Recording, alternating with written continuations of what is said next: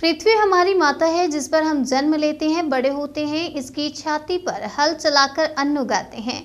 इस पर बहने वाला जल हमारी प्यास बुझाता है और अन्न धान्य पैदा करने में सहायक होता है। सचमुच में तो उससे जो अन्न धान्य और फल फूल पैदा होते हैं, वही मनुष्य के जीवन का आधार है। इसलिए हम पृथ्वी को माता कहते हैं। यह उद्घोष अथर्ववेद में किया गया है।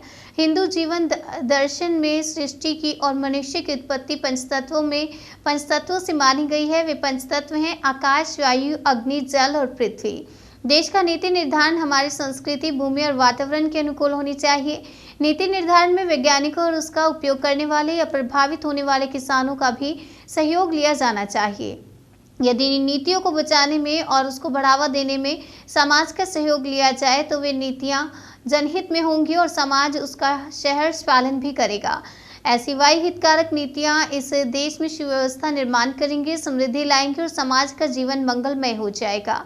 इस प्रकार का चिंतन हमारी गोष्ठियों में और चर्चा सत्रों में हुआ। भारत भूमि सुजला सुफलाम है। यहाँ सभी प्रकार की फसलें पैदा हो सकती हैं। इस समय हमारे यहाँ 128 मिलियन हेक्टेयर भूमि में खेती होती है।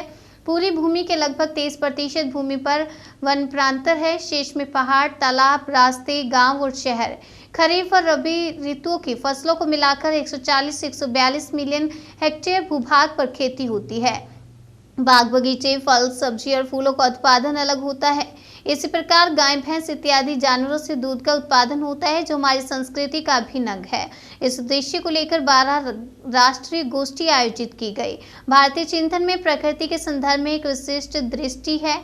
जीवन के हर मोड़ पर प्रकृति से अपने रिश्तों की अभिव्यक्ति पंच महाभूत, पंचतत्व जैसे कई नामों से होती रही है। इस दिव्य दृष्टि व देशज ज्ञान का रिश्ता अटूट है। समय के अनुसार संदर्भ बदले हैं।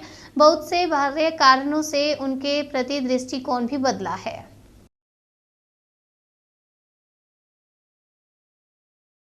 आप जब बताएंगे तब जी हाँ रोल है। तो मेरा नाम राहुल सिंह है। मैं भाऊराव देवरस सेवा न्यास का सचिव हूँ।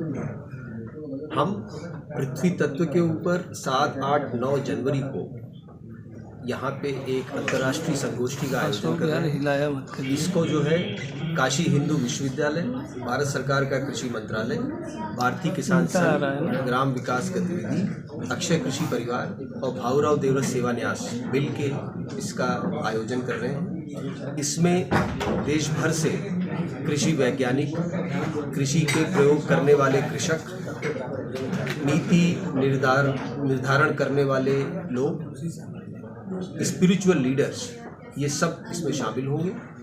इसमें प्रदर्शनी का उद्घाटन 7 तारीख को 2:30 बजे है। अपनी संगोष्ठी का उद्घाटन 8 तारीख को 9:30 बजे है और जनसभा 8 तारीख को 2:30 बजे है और समापन जो है वो 2:30 बजे 9 तारीख को है। प्रदर्शनी का उद्घाटन माननीय कृषि मंत्री उत्तर प्रदेश सरकार श्री सूर्य प्रताप शाही जी करेंगे। संगोष्ठी का उद्घाटन माननीय कृषि मंत्री भारत सरकार श्री नरेंद्र सिंह तोमर जी करेंगे।